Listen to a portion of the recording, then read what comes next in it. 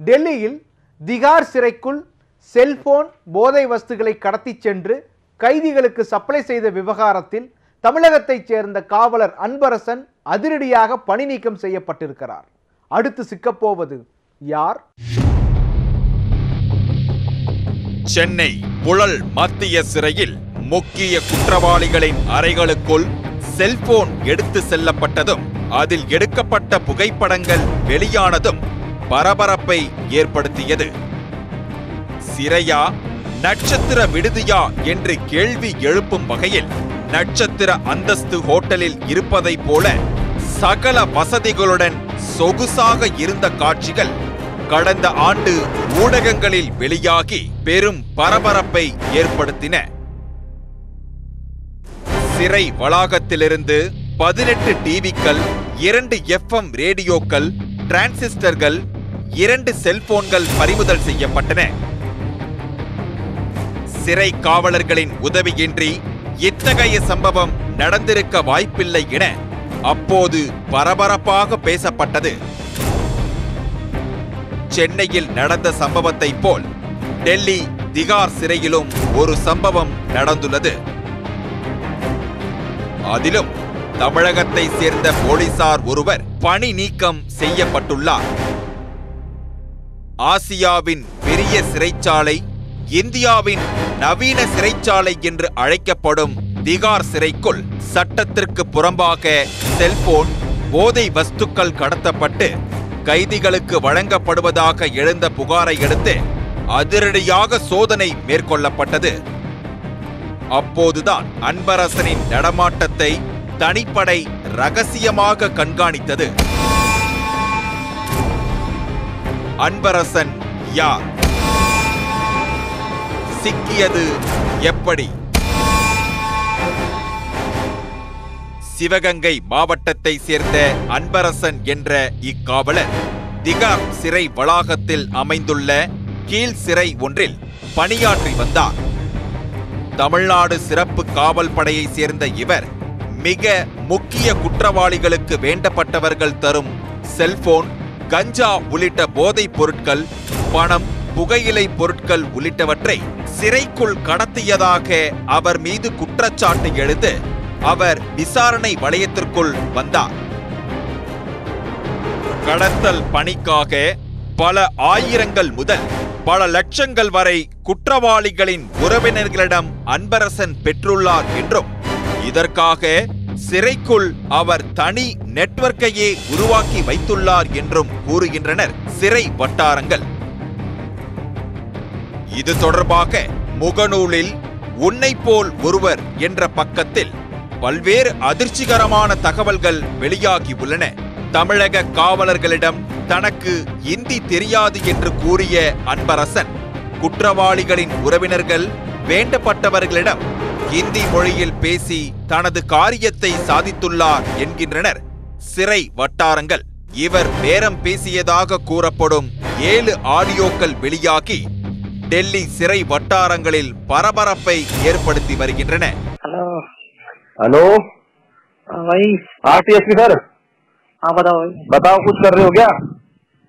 हाँ जी, काम करना है। अरे कल कैसे बात कर रहे हैं यार, दिमाग खराब नहीं करोगे? तुम्हें बताओ यार, इतनी दूर से हम आते हैं। ठीक है, चलो ठीक है, कोई क्या दिक्कत है इसमें? 5,000 दिन से कम करके। यार बात सुनो मेरी। हाँ जी ठीक है, तिहाड़ जेल में जब तुमसे कुछ आएगा तब भी तुम्हें पूरे पैसे देते ना, बगैर बोले? हाँ सही है। दिए थे ना? दिए थे या नहीं दिए थे?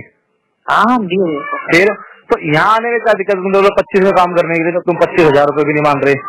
अच्छा हाँ बताओ। चलो चार्जर कट है, कट करके लगे ना? हाँ, चार्जर कट करके रखे ना ऐसे? चार्जर कट करके रखा हुआ सब कुछ। हाँ चलो ले आना 25,000 पूरा। चलो ले आना। ठीक है, देखो काम आने वाले बंदे हम तुम्हारे। ठीक है ठीक है ठीक है। और तम्बाकू ले जाओगे? नहीं तम्बाकू नहीं भैया, 25,000 बोल रहे, तम्बाकू भी उसने सोचेगा तो क्या? कोई नहीं, बाद में कर लेंगे, बाद में कोई दिक्कत नहीं है। बाद में करेंगे कोई नहीं, जो दूसरा काम बोलेंगे ना, हाँ तो वो सब करे, उसमें एक्स्ट्रा पैसे दे देंगे तुम्हें। नहीं नहीं यही बात नहीं भैया। न ज्यादा 2 पैकेट तम्बाकू ले जाना। नहीं नहीं नहीं 2 बजे कहा था। अरे ले जाना कोई नहीं। नहीं भाई करेगा, लेकिन बाद में करेगा, कोई दिक्कत नहीं है। बाद में मुझे बाद में पता है, बाद में थोड़ी ना पहुंचाओगे यार तुम। हाँ बाद में करेगा, कोई दिक्कत नहीं, करेगा। देख लो फिर। चलो ठीक है, बताओ क्या है, बताओ क्या लेके आऊँ फिर फोन? हाँ अभी आधा घंटे में हो जाएगा। आधे घंटे में था, मैं बहुत दूर से आता हूँ मैं, आधे घंटे में थोड़ी ना होगा। अभी 1 बजे की ड्यूटी है। 1 बजे की है? हाँ जी। चलो ठीक है, मैं फोन करके पूछता हूँ, अभी भेजता हूँ किसी को। ठीक है ठीक। 25,000 ரூபாய் லஞ்சம் வாங்கிக் கொண்டு சிறைக்குள் செல்போன் போதை வஸ்து கடத்தப்பட்டுள்ள சம்பவம் முதல் ஆடியோவில் பதிவாகி உள்ளது.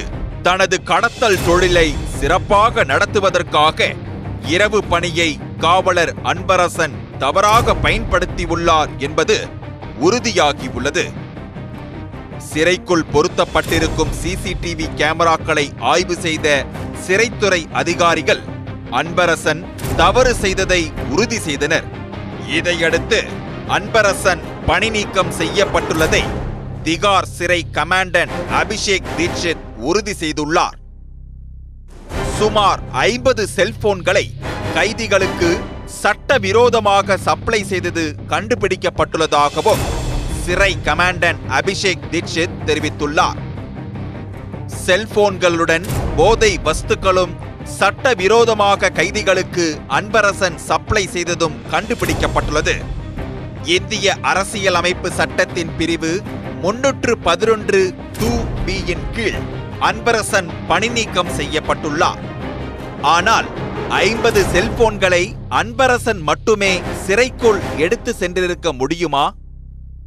அன்பரசனுடன் சேர்ந்து மொத்தம் 8 பேர் இந்த முறைகேட்டில் ஈடுபட்டிருக்கலாம் என்று முதல் கட்ட விசாரணையில் தெரிய வந்துள்ளது. ஏனென்றால் 3 தடுப்புகளை தாண்டி செல்போன் கைதிகளிடம் கொண்டு சேர்ப்பது அவ்வளவு எளிதல்ல. அதேபோல் கண்காணிப்பு குழுக்களை ஏமாற்றிவிட்டு செல்போனை பயன்படுத்துவதும் சாதாரண காரியமில்லை. 2017ஆம் ஆண்டு திகார் சிறைக்குள் செல்போன், கஞ்சா ஆகியவை சாதாரணமாக புழங்குவது பெரும் சர்ச்சையை ஏற்படுத்தியது. இந்த நிலையில் மீண்டும் அதே போன்ற ஒரு சூழல் ஏற்பட வாய்ப்பு உருவாகியுள்ளது. ஆனால் தமிழக சிறைகளில் கடந்த 1 ஆண்டு காலத்தில் நூற்றுக்கணக்கான செல்போன்கள் பறிமுதல் செய்யப்பட்டுள்ளன. ஆனால் ஒருவர் மீது கூட கடுமையான நடவடிக்கை பாயாதது ஏன் என்ற கேள்வி எழுகிறது.